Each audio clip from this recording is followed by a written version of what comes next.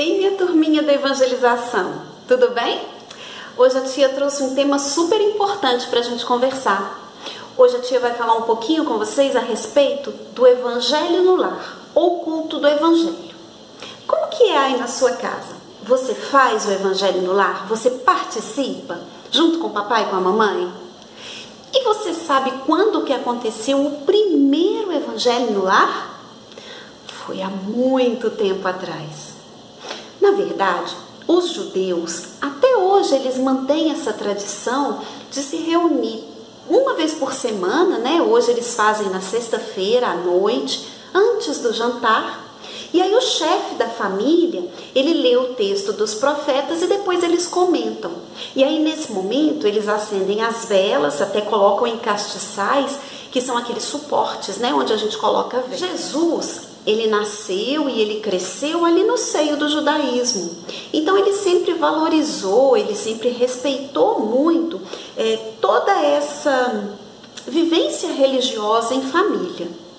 Mas um dia ele estava na casa de Simão Pedro e aí ele aproveitou aquele momento, convidou a família de Simão Pedro para se reunirem, mas ele quis mostrar o que era realmente essencial. Por exemplo, as velas não são necessárias, elas não são essenciais. Também não é importante um ritual como se fazia de distribuir pão e vinho para as pessoas ali. Também não é necessário uma roupa diferente, um pano bonito na mesa, nada disso. Jesus estava mostrando que o que precisa realmente ter um coração aberto, né? Para poder ouvir aquela leitura, para poder aprender alguma coisa. É por isso, inclusive, que ele convida as pessoas para se reunir em volta da mesa, porque ele quis mostrar que não é só um momento de oração, mas é também um momento de estudo, é um momento de conversação e também de meditação. Olha que importante. A tia vai ler esse trechinho para vocês. Então, Jesus convida os familiares de Simão Pedro à palestra edificante e à meditação elevada. Desenrolou os escritos da sabedoria e abriu na terra o primeiro culto cristão no lar. E sobre o que Jesus conversava? Naquele momento, ele falava do amor ao próximo, da prática da caridade, ele falava de Deus, falava da criação, e ele esclarecia todas as pessoas que estavam ali, os familiares de Simão Pedro. Ele incentivava as pessoas a conversar, né? A manter a sua mente aberta, ele despertava nas pessoas aquela vontade de aprender. E toda vez que nós fazemos o Evangelho no nosso lar, é como se a gente revivesse aquele momento. Então vamos lá. O que a gente precisa para fazer o culto do lar na nossa casa? Primeira coisa, a gente tem que definir qual que é o melhor dia e qual que é o melhor horário. O ideal é que seja aquele dia, aquele horário, que o maior número de pessoas da casa possa estar presente. Quer dizer, o ideal mesmo é que todos estejam presentes. Mas, se por acaso alguém não puder estar, que pelo menos seja um horário que a gente consiga reunir o maior número de pessoas. Esse horário que a gente vai definir, esse dia, é importante que a gente respeite esse dia, em todas as semanas que a gente faça naquele dia e naquele horário. Por quê? É um compromisso que a gente faz com a espiritualidade. E olha que eles são muito pontuais. Então, eles vão dedicar aquele momento à nossa família. Pode saber, naquele horário, aliás, até um pouco antes, eles já vão estar ali preparados para realizar junto com a gente o culto no lar. Quando a gente faz o culto no lar, não é necessário que tenha alguém que tenha muito conhecimento sobre a doutrina espírita, porque basta que a gente esteja disposto realmente a se entregar àquele momento, porque com o tempo a espiritualidade vai nos intuir. E muitas vezes aquilo que nós falamos é alguma coisa que a espiritualidade está soprando ali no nosso ouvido para que a gente fale. Então os participantes ali do culto no lar, aos pouquinhos, eles vão desenvolvendo essa intuição, que é uma inspiração dos benfeitores espirituais. Eles vão estar ali presentes não somente para nos auxiliar nos estudos, mas também para trazer algum benefício para alguma pessoa, né? Ou para todas as pessoas ali da casa. O que a gente vai precisar? A gente vai precisar de copos com água ou uma jarra com água, porque ali, enquanto estiver acontecendo o Evangelho no Lar, a espiritualidade vai se encarregar de magnetizar aquela água, de fluidificar a água. O que é a primeira coisa que a gente deve fazer? Uma prece. Nessa prece, que pode ser feita por qualquer pessoa ali presente, pode até ser feita pela criança, e em seguida a gente vai ler o Evangelho. Aqui na nossa casa a gente faz assim, a gente a cada semana vai lendo um pedacinho do Evangelho na sequência, até a gente ler o Evangelho inteiro, a gente já está quase terminando. A gente vai lendo aos pouquinhos, não precisa ser um trecho muito grande. Mas tem algumas famílias que gostam de abrir o Evangelho de forma aleatória. A gente vai fazer isso também. Quando a gente terminar de ler na sequência, a gente vai abrir assim, ó, ao acaso.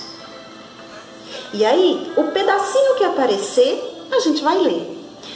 Na verdade, não é tão por acaso. Pode ser também uma inspiração, né, desses benfeitores espirituais que sentem que naquele momento é importante a nossa família ler aquele pedacinho do Evangelho, tá bom? Bom, depois que a gente fez a leitura, a gente também vai conversar a respeito do Evangelho. Também, olha só, não precisa que tenha uma pessoa ali na casa com muito conhecimento a respeito da doutrina. A gente vai conversar as coisas que vierem no nosso coração. Uma coisa muito importante, pessoal, a hora do Evangelho no Lar não é hora de discussão, de briga, não é hora de ninguém ficar falando alto. A gente tem que manter sempre o respeito, né? Porque afinal de contas a gente tem ali convidados muito especiais, a espiritualidade e Jesus. Jesus que está sendo convidado a participar com a gente do Evangelho e inclusive ele vai ficar com a gente ali por mais um tempo. Então, nesse momento que a gente fez a leitura do Evangelho e a gente vai conversar um pouquinho, vamos manter o respeito. Ali é o momento da gente colocar ideias. E não precisa ser só uma pessoa falar. Inclusive, as crianças também devem falar, tá, pessoal? Essa é uma hora para vocês mostrarem aquilo que vocês aprenderam aqui nas aulinhas de evangelização. Então, pode participar também, tá? Depois que a gente faz esse comentário a respeito do Evangelho segundo o Espiritismo, a gente pode também ler algum texto, alguma mensagem, né? Sempre relacionada à doutrina espírita, sempre com algum cunho religioso. Sempre lendo um trechinho pequeno, um texto pequeno, e aí a gente vai conversar, tá? E por fim, a gente vai fazer a prece final. Esse momento também é um momento de muita alegria, né? Porque a gente pode ali agradecer, a gente pode fazer uma prece curtinha, mas espontânea do nosso coração. Olha que bacana, gente. O Evangelho no Lar é um momento de reunião da família para estudar os ensinamentos de Jesus. Promove a união de todos, atrai a assistência dos benfeitores espirituais e evangeliza encarnados e desencarnados que convivem conosco na nossa casa. Quando a gente faz o Evangelho, a gente tem uma vibração especial, sabe? A gente vai ter uma luzinha saindo na nossa casa.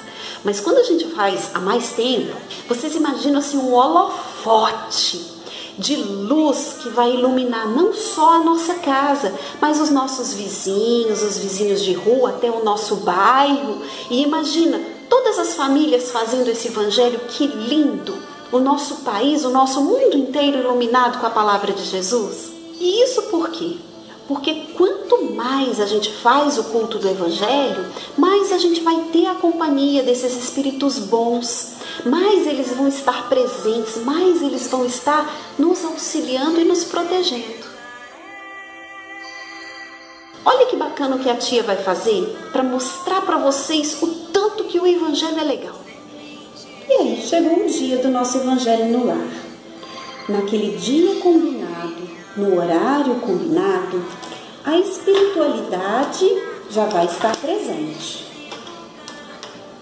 E então a família se reúne em volta da mesa para que todos possam estudar, orar e desta forma criar um campo de energia e vibração que protege a nossa família, que protege a nossa casa, que protege, que auxilia encarnados e desencarnados que convivem conosco. Mas não quer dizer que seja um escudo intransponível. É por isso que a gente tem que manter as nossas vibrações também, os nossos pensamentos.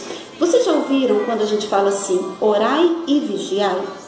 A gente tem que orar sempre, sempre. E vigiai os nossos pensamentos, as nossas ações e as nossas palavras. Porque se a gente começa a desobedecer a mamãe, começa a falar palavras feias, se a gente começa a brigar com um amiguinho, se a gente começa a sentir aquelas coisas ruins como inveja, orgulho, se a gente não tem amor ao próximo, aí o que acontece? A gente vai começar a sintonizar com espíritos inferiores. Porque a gente vive num mundo de provas e expiações, né? A gente está aqui no planeta Terra convivendo com espíritos inferiores também.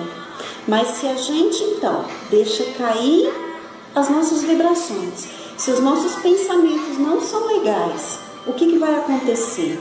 A gente vai acabar se ligando a esses espíritos que não são tão legais, mas que naquele momento você está na mesma vibração que eles, na mesma sintonia. Então, mesmo que você tenha todo o amparo da espiritualidade, você acaba se ligando com esses espíritos que não são tão legais. É por isso que a prática do Evangelho no lar é muito importante, mas também a gente frequentar as aulinhas de evangelização e a gente se vigiar, a gente tomar conta para que a gente sempre caminhe seguindo os passos de Jesus. Dessa forma, a gente vai conseguir estar amparado numa vibração superior, né? E não na mesma sintonia daqueles espíritos inferiores. Que é do Evangelho no lar, a gente consegue acender uma luzinha na casa da gente. E à medida que a gente vai fazendo por muitos e muitos anos e muito tempo, essa luzinha vai ficando cada vez maior. E ela vai atingir todo o nosso bairro, todo o nosso estado, todo o nosso país, até que o mundo inteiro esteja cheio de luz, cheio de amor. Gente, o Evangelho no lar é super importante. Não vamos deixar de fazer? Então é isso, pessoal. Espero que vocês tenham aprendido muito com essa aulinha de hoje. E se você já faz o Evangelho no lar, continua fazendo. Não esquece de fazer. Agora, se você ainda não faz, convida o papai, convida a mamãe para assistir esse vídeo e comece a fazer. Faz hoje ainda, tá? Isso é muito bom pra gente, é muito bom pra nossa família, tá bom? Beijo, pessoal. Fica com Deus e até a próxima semana. Tchau!